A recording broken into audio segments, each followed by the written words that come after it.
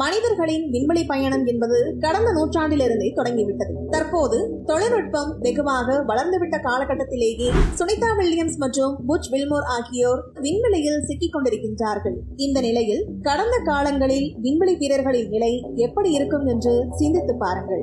1960ஆம் ஆண்டிலிருந்து விண்வெளி ஆய்வின் வரலாறு தொடங்கியது. எண்ணற்ற விண்வெளி வீரர்கள் தங்கள் விலைமதிப்பில்லாத உயிரை பணயம் வைத்து அறிவியல் வளர்ச்சிக்காக விண்வெளி பயணம் மேற்கொண்டுள்ளார்கள். இதுவரை 676 பேர் விண்வெளிக்கு சென்றுள்ளார்கள். அவர்களில் 20 பேர் விண்வெளியிலேயே இறந்துள்ளார்கள். 1961ஆம் ஆண்டு ஏப்ரல் 12ஆம் தேதி சோவியத் விண்வெளி வீரர் யூரி ககாரின் உலகின் முதல் மனிதர்கள் கொண்ட விண்வெளி விமானத்தில் பயணம் மேற்கொண்டார். வோஸ்டாக் 1 என்ற விண்கலம் பூமியை ஒரு முறை சுற்றி வந்து 108 நிமிடங்களுக்கு பிறகு ரஷ்யாவில் பாதுகாப்பாக தரையிறங்கியது. ஆனால் இது பல விண்வெளி வீரர்களின் மரணங்களுக்கு வழிவகுத்தது. முதலாவதாக விளாடிமிர் கோமரோவ்.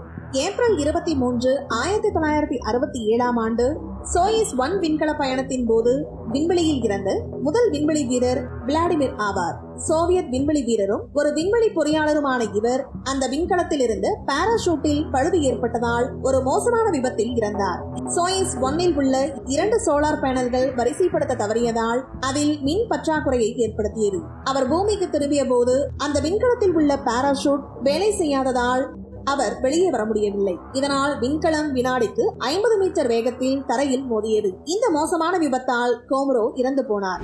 அடுத்ததாக பிளாட் வோல்கோ, ஜார்ஜி டோகோவோஸ்கி மற்றும் விக்டர் பாட்சோ.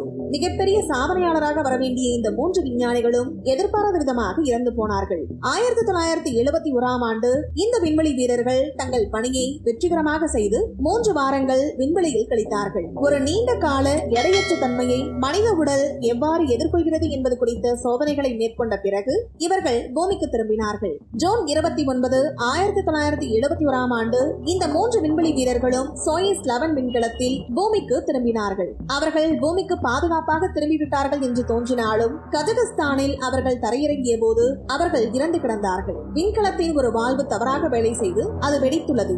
அடுத்ததாக ஜனவரி 28, 1986ஆம் ஆண்டு 73 வினாடிகளில் ஒரு விண்கலத்தில் இருந்த 7 விண்வெளி வீரர்களும் இறந்து போனார்கள். அவர்கள் வந்த விண்கலத்தில் ரப்பர் போரிங் சீல்களில் ஏற்பட்ட ஒரு தொழில்நுட்ப கோளாறால் இந்த விபத்து ஏற்பட்டது.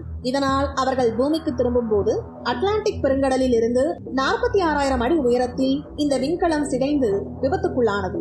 அடுத்ததாக கல்பனா சாவ்லா. கல்பனா சாவ்லா விண்வெளிக்கு சென்ற முதல் இந்திய வம்சாவளி பெண் என்ற பெருமையை பெற்றவர். கல்பனா சாவ்லா மற்றும் அவருடைய கணவர் Rick, Michael Anderson, David Brown, William McCool மற்றும் இலன் ஜமோன் என 7 விண்வெளி வீரர்கள் இறந்த ஒரு சோகமான விண்வெளி விபத்தாகும். பிப்ரவரி 1, 2003ஆம் ஆண்டு கொலம்பியா என்ற விண்வெளி ஓடம் 15 நாட்கள் விண்வெளியில் பயணித்து பூமிக்கு திரும்பியது. கொலம்பியா விண்வெளி ஓடம் பழுதான காரணத்தினால் அதில் பயணம் செய்த கல்பனா சாவ்லா, இஸ்ரேலின் முதல் விண்வெளி வீரர் உட்பட 7 வீரர்கள் பலியானார்கள். இதே போலத்தான் சர்வதேச விண்வெளி மையத்திற்கு சென்ற சுனிதா வில்லியம்ஸ் உள்ளிட்ட 2 நாசா விண்வெளி வீரர்கள் பூமிக்கு திரும்ப முடியாமல் சிக்கியுள்ளார்கள். விரைவில் அவர்கள் பூமிக்கு திரும்புவார்கள் என்று எதிர்பார்க்கப்படுகிறது. இந்த வீடியோ பத்தின உங்களோட கருத்துக்களை கீழே கமெண்ட் பாக்ஸ்ல மென்ஷன் பண்ணுங்க. கீழே ரெட் கலர் சப்ஸ்கிரைப் பட்டனை கிளிக் பண்ணி எங்க சேனல் சப்ஸ்கிரைப் பண்ணுங்க. அண்ட் பக்கத்துல இருக்க பெல் ஐகானை கிளிக் பண்ணீங்க அப்படின்னா எங்களோட நோட்டிபிகேஷன் உங்களுக்கு உடனுக்குடன் வரும். தேங்க்யூ.